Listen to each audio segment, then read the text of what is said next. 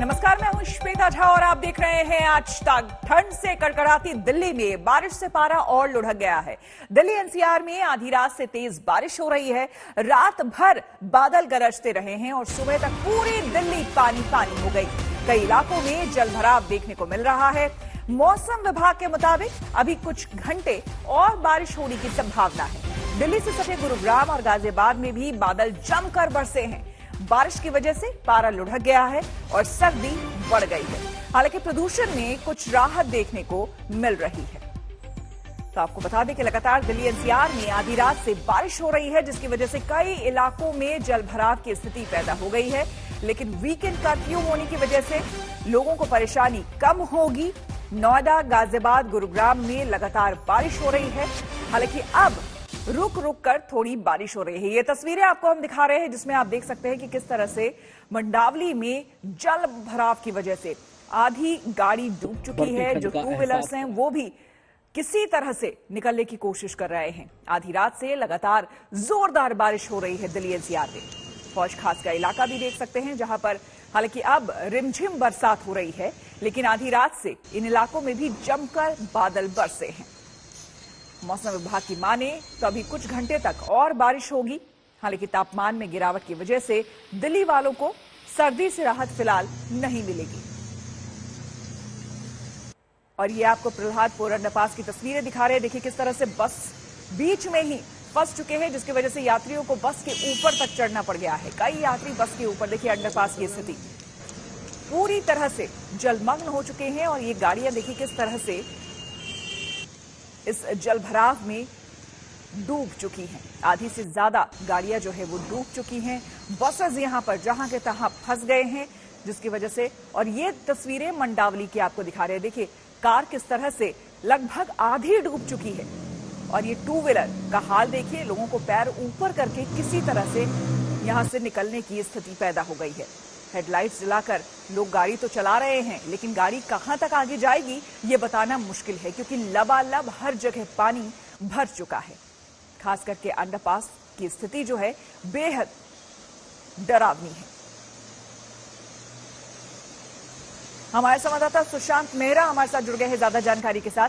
सुशांत, अपना लोकेशन बताएं और वहां पर स्थिति फिलहाल क्या है ये बताएं और दिखाएं भी। देखिए श्वेता, मैं इस वक्त मौजूद हूँ कनॉट प्लेस में। तस्वीरें आपको दिखाना चाहूंगा। जो रात से बारिश का सिलसिला शुरू हुआ था वो अभी भी लगातार जारी है। इस वक्त कनॉट प्लेस के अंदर अगर आप देखेंगे तो तेज बारिश जो है वो बनी हुई है। और इसके साथ जहां दिल्ली के अंदर बारिश तेज होती है तो दिल्ली की स्थिति जो है वो जल भराव की साफ तौर पर नजर आती है। हर इलाकों के अंदर जलमग्न जो है वो दिल्ली होती हुई नजर आती है। मंडावली, पुल, प्रहलादपुर, आजादपुर, इन तमाम इलाकों के अंदर अगर कहा जाए तो इस वक्त जो है वो पानी जो है वो भरना शुरू हो चुका है। लोगों को परेशानी का सामना जो है वो करना पड़ रहा है।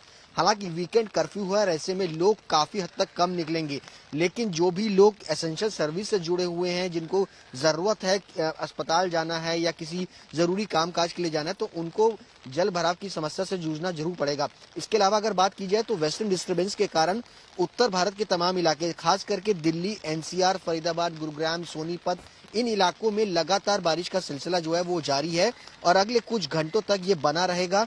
मौसम में भी बदलाव जो है वो देखने को मिल रहा है, जो कि तापमान की अगर बात करें तो 15 डिग्री तक तापमान जो है वो पहुंच चुका है। और अगले कुछ दिनों तक इसी तरीके का तापमान जो है वो बना रहेगा। यानी आने वाले दिनों में दिल्ली वालों को अभी ठंड से राहत जो है वो मिलती हुई नजर नहीं आ रही, क्योंकि अमूमन ये जो बारिश है वो दिसंबर के महीने में होती है और उसके बाद ठंड अचानक से जो है वो बढ़ती है। लेकिन अब जो है वो जनवरी के फर्स्ट वीक के अंदर जिस तरीके से ये बारिश हुई है, तो आने वाले दिनों में लोगों को ठंड से और जूझना पड़ सकता है और ठंड का लंबे वक्त तक जो सामना है वो करना पड़ेगा। लेकिन अभी भी आप देख सकते हैं कि लगातार बारिश जो है वो जारी है कनॉट प्लेस, इसके अलावा दिल्ली एनसीआर के आसपास। सुशांत, तमाम जानकारी हमें देने के लिए। और इस बीच आपको हम बता दें कि दिल्ली एनसीआर में तो लगातार बारिश हो ही रही है, लेकिन पहाड़ों की स्थिति क्या है वो भी आपको बता दें। पहाड़ों पर भारी बर्फबारी हो रही है, तो वहीं मैदानी इलाकों में बारिश ने और कहर ढा दिया है। दिल्ली में शीतलहर से लोगों का बुरा हाल है। श्रीनगर में भारी बर्फबारी के चलते उड़ानों पर असर पड़ा है। ये आपको श्रीनगर की तस्वीरें हम दिखा रहे हैं। काजीकुंड की तस्वीर आपको हम दिखा रहे हैं। देखिए किस तरह से यहां पर जमकर स्नोफॉल हो रहा है। और लगातार स्नोफॉल होने की वजह से जो वहां के निवासी हैं, रहने वाले हैं, उनकी परेशानी इन दिनों और ज्यादा बढ़ जाती है। ज्यादा बर्फबारी होने की वजह से घरों से निकलना मुश्किल हो जाता है। पानी के लिए उन्हें बर्फ को पिघलाना पड़ता है। और ये देखिए, चारों तरफ आपको बर्फ की मोटी परत नजर आएगी और लगातार आसमान से, हालांकि रुई के फाहे की तरह ये लगता है देखने में तस्वीरों में, लेकिन ऐसा होता नहीं है। जिन लोगों ने भी स्नोफॉल को खुद जाकर महसूस किया है, खास करके मैदानी इलाके के लोग, वो इस बात को समझ सकते हैं कि देखना जितना खूबसूरत लगता है, वहां पर लगातार जो लोग रहते हैं, जो वहां के निवासी हैं, ये समय उनके लिए बहुत ही ज्यादा कठिन होता है, क्योंकि ऐसे समय में हर तरफ बर्फ ही बर्फ होने की वजह से घर से चलना मुश्किल, घर से बाहर निकलना मुश्किल।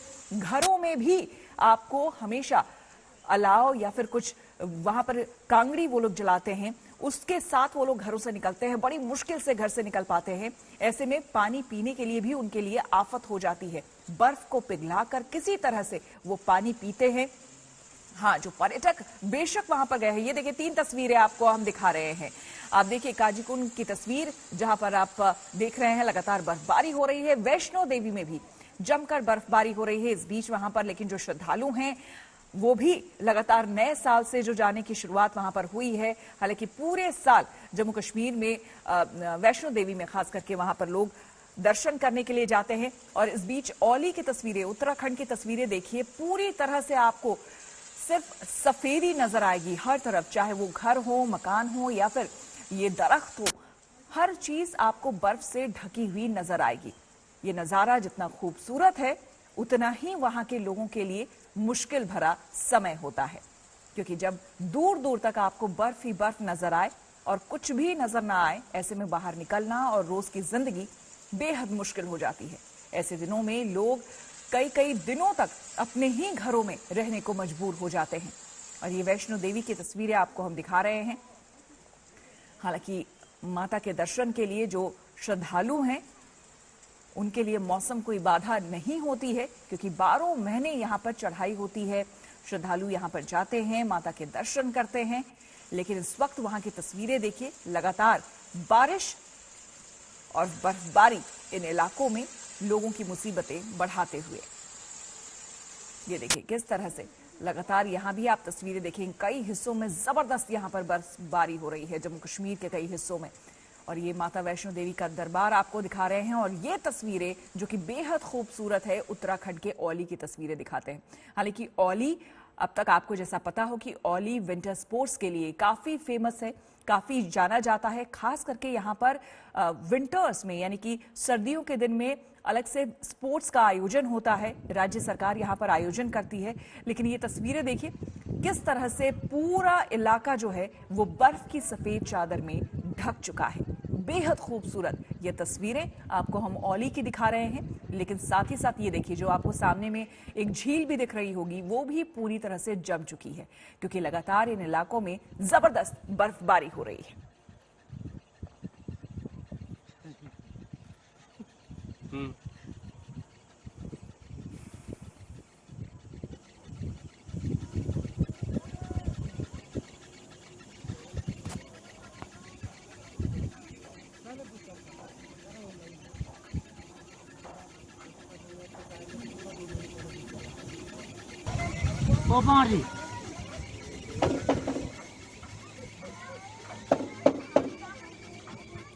चलिए, अब इन तस्वीरों के बाद अब बात करेंगे हम कोरोना की। जी हां, क्योंकि कोरोना की तूफानी रफ्तार को रोकने के लिए दिल्ली में वीकेंड कर्फ्यू लागू हो गया है। पूरे 55 घंटे लोगों को घर से बाहर निकलने की इजाजत नहीं है। पिछले 24 घंटे में अगर हम बात करें देश में, तो 1,17,000 नए केस सामने आ चुके हैं। और ऐसे में देखिए कोरोना के कुल केस कितने हैं। ओमिक्रॉन के अब तक 300 से ज्यादा संक्रमित मरीज जो है वो रजिस्टर हो चुके हैं, केस दर्ज हो चुके हैं इस पूरे मामले में।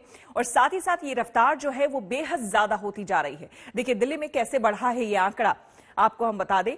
ये देखिए किस तरह से 2,716, फिर 3,194, 3 जनवरी को, 2 जनवरी को 4,000 से ज्यादा, 4 जनवरी को 5,000 से ज्यादा केसेस रजिस्टर हुए और 5 जनवरी सीधे 5,000 से बढ़कर 10,665 केसेस सामने आ गए हैं।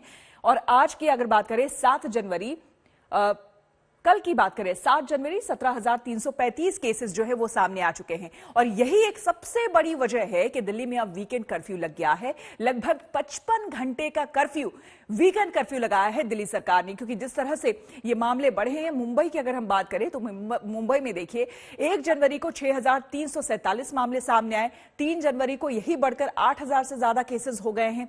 वहीं 6 जनवरी को देखिए 20,000 से ज्यादा केसेस यहां पर हो गए हैं सामने और 7 जनवरी यानी कि कल का जो आंकड़ा है 20,971 केसेस। यानी कि अगर टोटलिटी में हम बात करें तो पूरे देश में महाराष्ट्र ऐसा राज्य है जहां पर सबसे ज्यादा कोरोना के केसेस सामने आए हैं। अब चलिए, अब ज्यादा प्रभावित जो 4 राज्य हैं कोरोना से उसकी बात कर ले तो दिल्ली, महाराष्ट्र, कर्नाटक और पश्चिम बंगाल है, जिसमें कि अभी भी महाराष्ट्र सबसे ज्यादा केसेस के साथ नंबर 1 पर बना हुआ है। 40,925 केस महाराष्ट्र में सामने आ चुके हैं। दिल्ली की बात करें तो 17,000 से ज्यादा केसेस यहां हैं। कर्नाटक कह ले कि चौथे नंबर पर है, 8,449 केसेस यहां पर है और पश्चिम बंगाल तीसरे नंबर पर है, 18,000 से ज्यादा केसेस वहां रजिस्टर हो गए हैं। तो राज्य में एक दिन में 40,950 नए केस सामने आए हैं। मुंबई की हम बात कर रहे हैं, मुंबई में 24 घंटे में 20,971 केसेस सामने आए हैं। विदेश से आने वाले पर सख्त नजर यहां पर रखी जा रही है। अब महाराष्ट्र सरकार भी नई गाइडलाइंस के साथ सामने आ चुकी है। धारावी में 24 घंटे में 150 नए मरीज सामने आए हैं।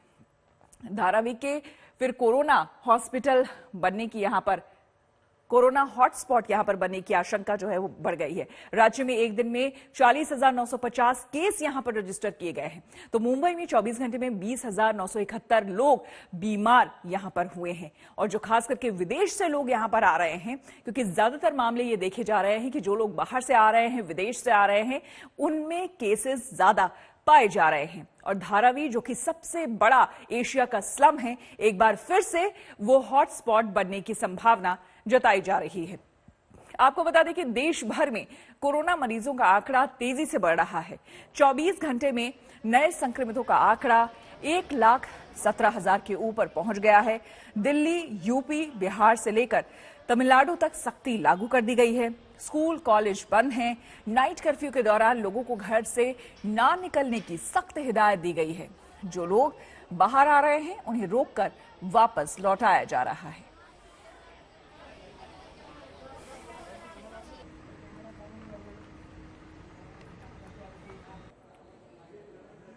और दिल्ली में वीकेंड कर्फ्यू लागू हो चुका है। ज्यादा जानकारी दे रहे हैं हमारे संवाददाता श्रेया चैटर्जी। कोविड के बढ़ते केसेस को मद्देनजर रखते हुए दिल्ली एनसीआर में वीकेंड कर्फ्यू कल से शुरू हो चुकी है। फ्राइडे रात 10 बजे से सोमवार सवेरे 5 बजे तक ये कर्फ्यू जारी रहेगी। और जैसा कि आप देख सकते हैं, हम अभी लाजपत नगर के सेंट्रल मार्केट में मौजूद है।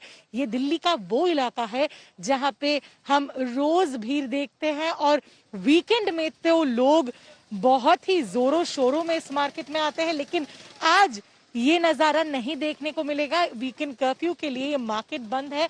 सिर्फ और सिर्फ एसेंशियल सर्विसेज जो है वो अवेलेबल है, या फिर अगर आप कहीं ट्रैवल कर रहे हैं तो आपकी ट्रैवल टिकट अगर आप दिखाएं तो उसके लिए आपको एग्जेम्पशन मिलेगा, या फिर अगर आप किसी की शादी में जा रहे हैं तो वो शादी का कार्ड दिखाने से आपको एग्जेम्पशन मिलेगा। अगर आप वैक्सीन लेने जा रहे हो या फिर कोई मेडिकल इमरजेंसी है, इसके अलावा सारी जो सुविधाएं हैं वो आज बंद है। ये वीकेंड कर्फ्यू मंडे सवेरे 5 बजे तक जारी रहेगी। वीडियो जर्नलिस्ट दीपक बिष्ट के साथ श्रेया चैटर्जी, आज तक। और हमारे 3 संवाददाता हमारे साथ जुड़ रहे हैं, उनसे हम जानकारी लेते हैं। श्रेया हमारे साथ दिल्ली से जुड़ी हुई है, जिनसे हम जानकारी लेंगे कि आज क्या कुछ वहां पर स्थिति है। साथ ही साथ पंकज उपाध्याय हमारे साथ मुंबई से जुड़ रहे हैं और लखनऊ से हमारे साथ जुड़ रहे हैं समर्थ, हमारे संवाददाता। सबसे पहले दिल्ली चलते हैं। श्रेया, एकाएक हमने देखा है कि दिल्ली में आंकड़े जो है वो बढ़ते जा रहे हैं कोरोना के। इसके मद्देनजर फिलहाल गवर्नमेंट की तरफ से वीकेंड कर्फ्यू तो लगा ही दिया गया है। बताया जा रहा है कि सोमवार को कुछ और नए गाइडलाइंस भी आ सकते हैं।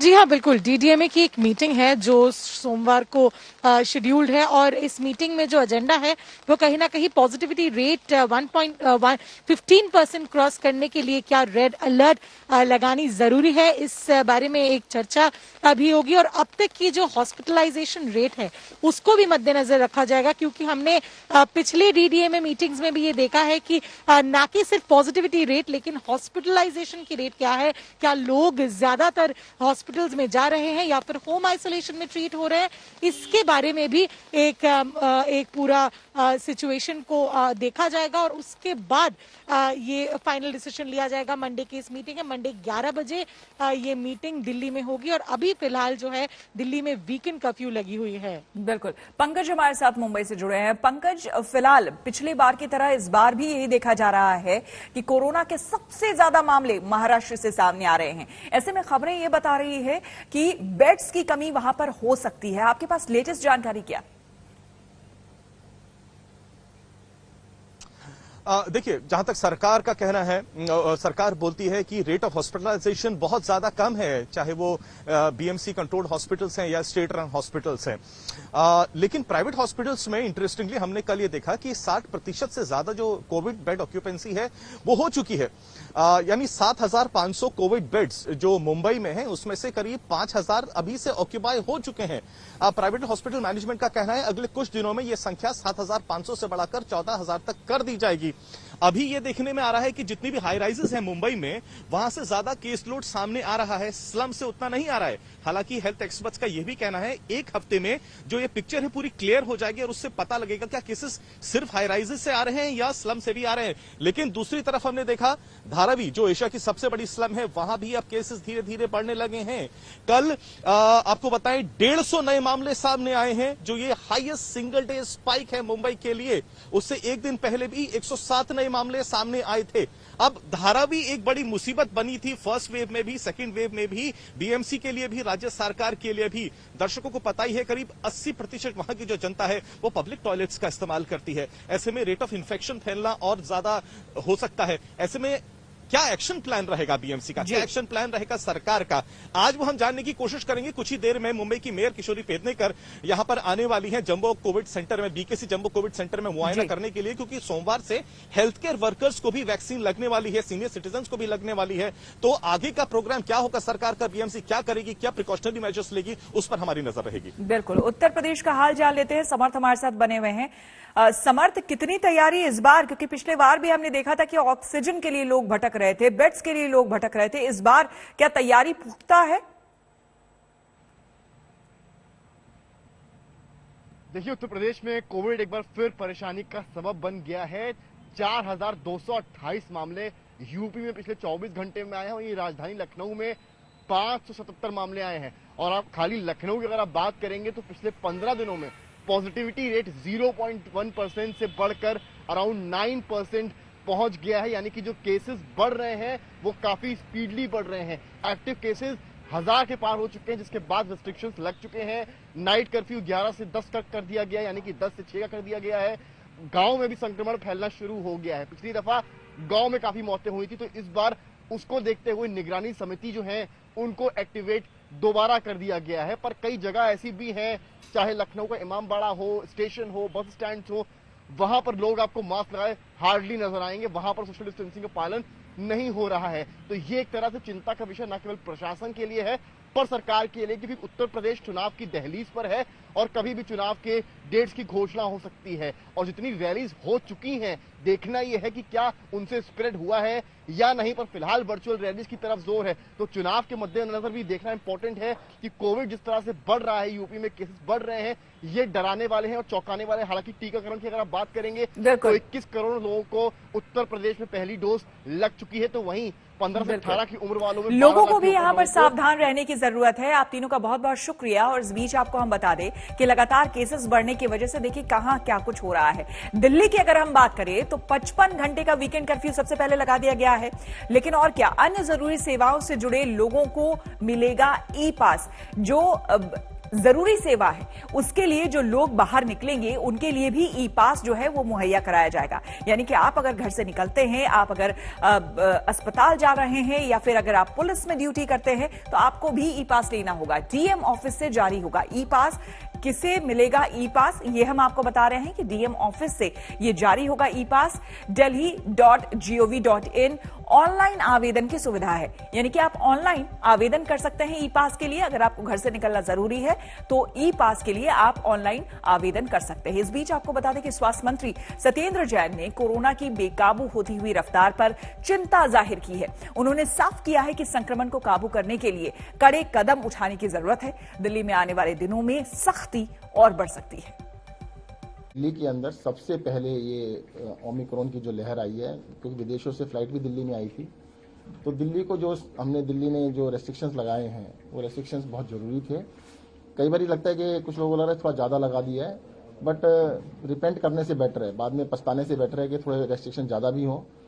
भाई देखो, हमने सारे एजुकेशनल इंस्टीट्यूशन बंद कर दिए, जिम बंद कर दिए, हमने सारे सिनेमा हॉल बंद कर दिए, बैंकेट हॉल बंद कर दिए, पब्लिक गैदरिंग्स बंद कर दी, शादियों में 20 लोग कर दिए, फ्यूनरल में 20 लोग कर दिए।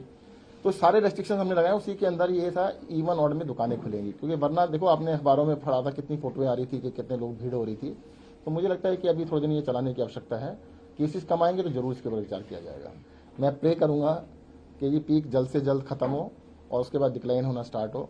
मेरा अपना असेसमेंट है कि बहुत जल्दी पीक आ जानी चाहिए, या आ चुकी हो सकता है आज या कल या परसों में 2 दिन में आ जाए, और उसके बाद डिक्लाइन होने चाहिए। आप सब भी प्रे कीजिएगा जल्द से जल्द डिक्लाइन स्टार्ट हो। और देखो, मैंने कल भी आपसे बताया था, सबसे बड़ा इसके अंदर डिक्लाइन आने का जो एक ही पॉइंट होगा वो होगा कि कंप्लायंस। अगर 100% लोग मास्क लगाना स्टार्ट करते हैं तो उसके बाद डिक्लाइन स्टार्ट हो जाता है। पिछले 3 दिन से लग रहा है कि लोगों ने 100% लगाना स्टार्ट, अभी से कह सकते हैं, अभी से बहुत सावधान रहने की जरूरत है। कब से नहीं, अभी से। और कब तक रहना ये भी बता देता हूँ, कम से कम 1-2 महीने जरूर सावधान रहें। अलर्ट कौन सा लगा रहे हैं कौन सा नहीं, मैंने रेस्ट्रिक्शंस आपको बता दिए हैं। अब मुझे ऐसा लगता है कि देखो, जो अलर्ट्स पहले बनाए गए थे वो डेल्टा को ध्यान में रखते हुए बनाए गए थे। अगर ये डेल्टा की वेव होती तो आज हॉस्पिटल के अंदर 15,000 पेशेंट आए हैं तो कम से कम 3,000 या 4,000 पेशेंट एक दिन में ही एडमिट हो रहे होते। अब उसके 10% भी नहीं हो रहे हैं। तो आपको फर्क तो है, फर्क तो मानना पड़ेगा। और आपको बता दें कि देश में टॉप 5 संक्रमित राज्यों की अगर हम बात करें तो महाराष्ट्र, दिल्ली, पश्चिम बंगाल, तमिलनाडु और कर्नाटक ऐसे राज्य हैं जहां पर कोरोना बहुत तेजी से फैल रहा है। भारत में कुल केसों में 67.29% नए केस इन्हीं 5 राज्यों से आए हैं, जबकि कुल केसों के 30.97% केस सिर्फ महाराष्ट्र से हैं। ऐसे में एक्सपर्ट कोरोना की तीसरी लहर को लेकर दिल्ली, मुंबई को चेता रहे हैं।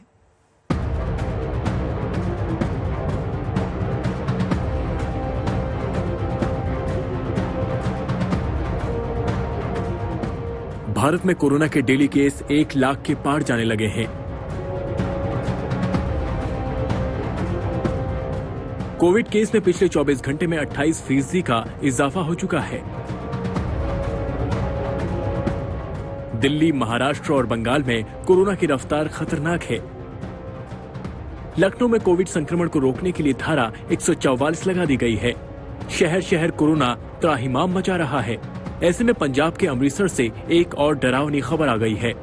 पंजाब के अमृतसर से इंटरनेशनल एयरपोर्ट पर इटली से आई एक और फ्लाइट ने हड़कंप मचा दिया है। जी हां, इटली की इस फ्लाइट में 150 लोग कोरोना पॉजिटिव निकले। देश में बेकाबू होते कोरोना के बीच IIT कानपुर के प्रोफेसर मनिंद्र अग्रवाल ने दिल्ली और मुंबई को लेकर सबसे बड़े खतरे की आशंका जाहिर की है। मनिंद्र अग्रवाल के मुताबिक अगले 10 दिनों में दिल्ली और मुंबई में कोरोना का पीक होगा, यानी सबसे ज्यादा कोरोना केस होंगे। उनके मुताबिक दिल्ली और मुंबई में एक दिन में 30 से 50 हजार के बीच कोरोना केस आ सकते हैं। So we can only give a range, that is Mumbai peak being somewhere between 30 to 60,000 cases a day and Delhi being somewhere around same 35 to 70,000 cases a day. देश में 9 महीने बाद फिर एक बार 24 घंटे के नए केस का आंकड़ा 1 लाख के पार हुआ है। पहली बार पिछले साल दूसरी लहर के दौरान अप्रैल में संक्रमितों की संख्या एक दिन में 1 लाख के पार हुई थी और 4 लाख से अधिक तक गई थी। बता दें कि इस बार करीब 5 गुना रफ्तार से संक्रमण बढ़ रहा है। आज तक ब्यूरो। और बड़ी खबर आपको बता दें, प्रधानमंत्री की सुरक्षा में चूक के मामले में पंजाब सरकार ने केंद्रीय गृह मंत्रालय को अपनी रिपोर्ट भेजी है। सूत्रों से मिली जानकारी के मुताबिक रिपोर्ट में फिरोजपुर और बठिंडा पुलिस के बीच तालमेल की कमी की बात कही गई है। साथ ही रिपोर्ट में यह भी कहा गया है कि किसानों का प्रदर्शन अचानक हुआ है, पहले से इसकी जानकारी पुलिस को नहीं मिल पाई थी। बठिंडा के एसएसपी का कहना है कि बठिंडा में पूरी व्यवस्था दुरुस्त थी, दिक्कत फिरोजपुर में आई है। इस मामले में एफआईआर दर्ज की गई है और साथ ही जांच के लिए एक पैनल का गठन किया गया है। तो बड़ी खबर,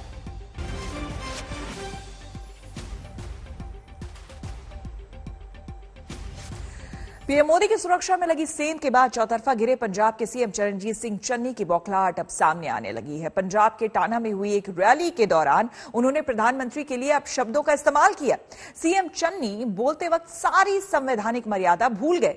इससे साफ हो रहा है कि पंजाब सरकार सुरक्षा में सेंध मामले में कहीं गलत है और चन्नी और उनके अफसरों का इस मामले से सीधा मामला है।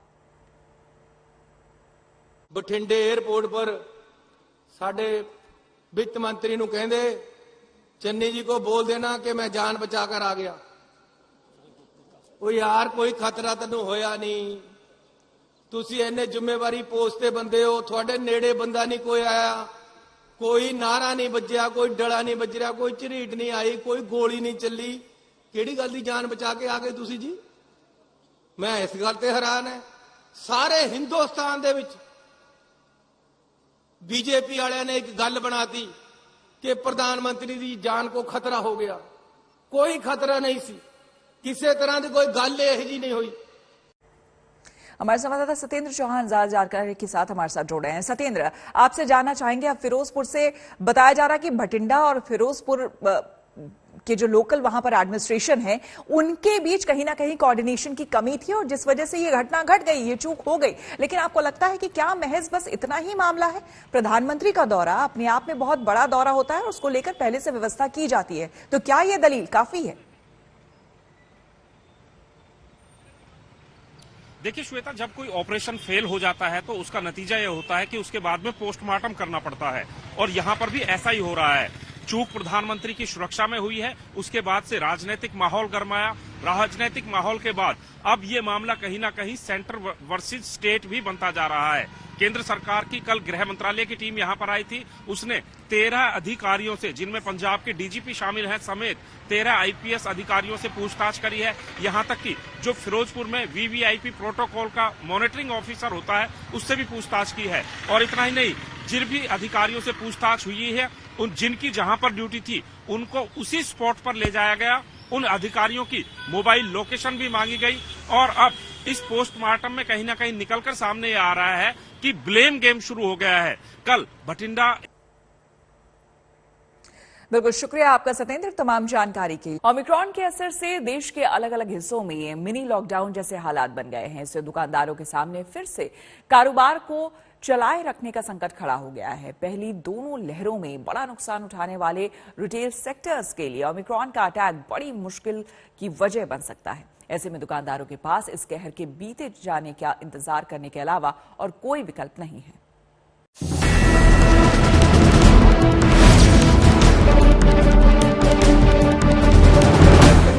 ओमिक्रॉन का बड़ा अटैक,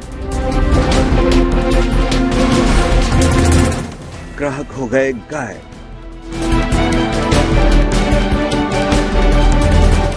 दुकानदार हो गए मायूस।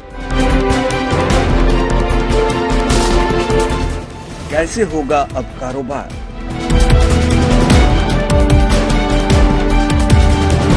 ओमिक्रॉन के अटैक से देश के दुकानदारों का हाल बेहाल हो गया है। पहली और दूसरी लहर में जोर का झटका लगने के बाद ये सेक्टर तेजी से उबर रहा था। फेस्टिव और वेडिंग सीजन के पीक के दौरान तो यह करीब प्री कोविड लेवल पर पहुंच गया था, लेकिन रिटेलर्स को राहत मिलने से पहले ही ओमिक्रॉन विलेन बनकर खड़ा हो गया। रिकवरी की रफ्तार पर ओमिक्रॉन ने एकदम से ब्रेक लगा दिए हैं। वीकेंड और नाइट कर्फ्यू के साथ ही तमाम दूसरी तरह के प्रतिबंधों की वजह से दुकानदारों की बिक्री में एकाएक गिरावट आ गई है। जयपुर पर ओमिक्रॉन का साया। जयपुर का जेम्स एंड ज्वेलरी बिजनेस देश और दुनिया में मशहूर है, लेकिन कोरोना की पहली दोनों लहरों के दौरान इस कारोबार का रेवेन्यू 60 से 80% तक लुढ़क गया था, यानी करीब 350 करोड़ का नुकसान अकेले राजस्थान की जेम्स एंड ज्वेलरी इंडस्ट्री को हुआ है, जबकि राजस्थान के छोटे कारोबारियों को इस दौरान 3,500 करोड़ का नुकसान हुआ था। इन दोनों लहरों के दौरान 70% कारीगर अपने घरों को लौट गए थे। इनमें से 70% वापस लौट भी आए हैं, लेकिन अब फिर से पाबंदियां लगने से वो दोबारा लौट सकते हैं। मेरे पास नंबर्स तो नहीं होंगे, but it was a huge loss. अगर मैं अपनी बात करूं, I think we were shut down. हम लोग ऑलमोस्ट 4 से 5 महीने बंद थे और उस टाइम हमारे को बहुत नुकसान झेलना पड़ा, क्योंकि कस्टमर्स नहीं थे, हमारे पास सेल्स नहीं था। तो ओवरऑल जेम एंड ज्वेलरी को बहुत बड़ा हिट लगा ड्यूरिंग दैट टाइम। अगर मैं गांव चला जाऊं तो अभी 2-3 महीना जो बैठा रहना पड़ेगा, उसमें थोड़ा सा तकलीफ तो होगा। देखिए, एक खर्चा चलाना भी होता है, सब कुछ। 2 साल बाद काम चालू हुआ था, ज्यादा तेजी आए थे काम में, फिर धीरे धीरे 2 साल बाद ही थोड़ा प्रेशर आ गया था, फिर दोबारा ऐसे भारा सारा है कोरोना। हालांकि सूरत का ज्वेलरी उद्योग पहली लहर के बाद से ही इससे मुकाबला करना सीख गया था। सूरत पर ओमिक्रॉन का साया। यहाँ के ज्वेलर्स का दावा है कि दूसरी लहर में उन्हें खास नुकसान नहीं हुआ, वो अब तीसरी लहर से भी आसानी से पार निकल जाएंगे। अभी फिलहाल चिंता का कोई कारण नहीं दिख रहा है हमें, बल्कि सेकेंड लॉकडाउन में जैसे लॉकडाउन पूरा नहीं था, आंशिक था और कुछ लिमिटेशंस थे, लेकिन कुछ लिमिटेशंस में भी हमको वर्किंग आवर्स दिए गए थे, तो उसमें वर्क हो पा रहा था। और अभी फिलहाल कोई लॉकडाउन नहीं है और सीजन अच्छा गया है, तो हम आगे को लेके, काम को लेके पॉजिटिव हैं कि अच्छा ही काम होगा। इसमें कोई हमने किसी तरह की खरीद में कमी नहीं की है। सूरत में भले ही शादियों का मौसम ज्वेलरी उद्योग का तारणहार बना हुआ है, लेकिन दूसरे रिटेलर्स के साथ हर जगह ऐसा नहीं है। भोपाल पर ओमिक्रॉन का साया। भोपाल में व्यापारी लॉकडाउन की आशंका से परेशान हैं। उनका कहना है कि अगर सरकार ने प्रतिबंधों का ऐलान किया तो फिर उन्हें कई लोगों को काम से हटाना पड़ सकता है। जब लॉकडाउन लगता है तो हम व्यापारियों की स्थिति इससे ज्यादा बदतर हो जाती है, क्योंकि हम लोग के पास कैपिटल नहीं रहती, उतनी पूंजी नहीं रहती, और जो हम लोग के पास जमा पूंजी रहती है इसी से भी हमें अपना भी परिवार पालना पड़ता है और हमारे जो लड़के काम करते हैं उनका भी परिवार पालना पड़ता है। तो बहुत सारी स्थिति गड़बड़ होती है और इसको देखते हुए शासन प्रशासन से भी अनुरोध है कि आप जो भी लॉकडाउन अगर प्रक्रिया में आता है तो उस पे इतना शिथिलता रखें कि ताकि व्यापार भी चलता रहे, उपभोक्ता को माल भी उपलब्ध होता रहे और एक ऐसी चेन तैयार हो जाए ताकि इसमें किसी को दिक्कत ना आए। यही हाल देश की राजधानी दिल्ली और कारोबारी कैपिटल मुंबई समेत दूसरे शहरों का भी है। जहां जहां कोरोना के चलते कड़े प्रतिबंध लगाए गए हैं, वहां पर रिटेलर्स को तगड़ा नुकसान होना शुरू हो चुका है। जयपुर से देव अंकुर और भोपाल से रवीश कुमार के साथ सूरत से संजय राठौर, आज तक।